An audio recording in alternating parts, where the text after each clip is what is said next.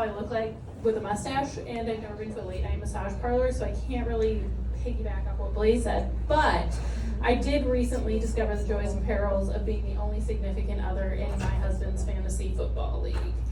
And let me tell you, it's a bit like being the only adult at a kid's birthday party. You smile, you nod, you pretend you know what's going on, while secretly wondering if you're a little too old to be rooting for random men to run around at a stadium and do well at football, just so you can trash talk your husband and his friends.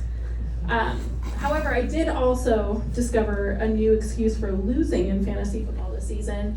It turns out that birthing a baby mid-season isn't advantageous. Apparently, sleepless nights and spit up don't mix well with researching waiver wire pickups and setting optimal lineups. Who knew? Fantasy football suddenly became a game of chance where, well, the only sure bet was that my starting lineup would change more in a single day than a newborn's outfit. But let me tell you how I got here this season. I decided to go all in and spend my money on Nick Chubb.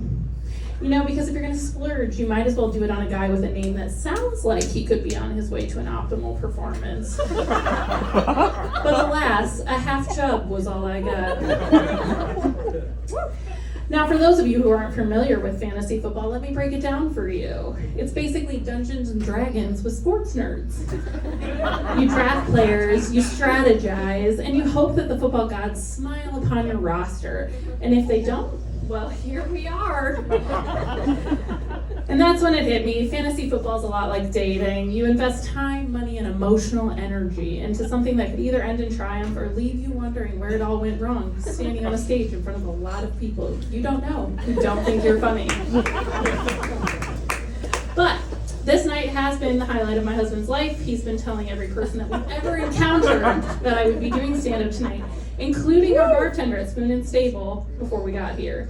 I think he was pretty convinced she was going to ditch her shift to come and watch. He practically sent carrier pigeons and invited anyone they could get to.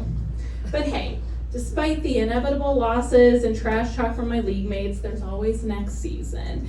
And they weren't total jerks about it. They didn't say any, I guess your team is more sleeper than sleeper picks now, huh?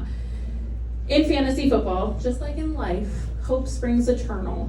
And who knows, maybe next time I'll learn my lesson and draft someone with a name that doesn't hint at underperformance right off the bat.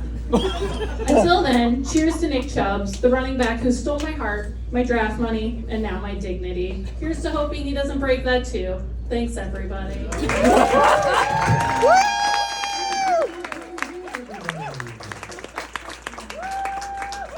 All right, let's welcome your next performer to the stage, Kenneth Land.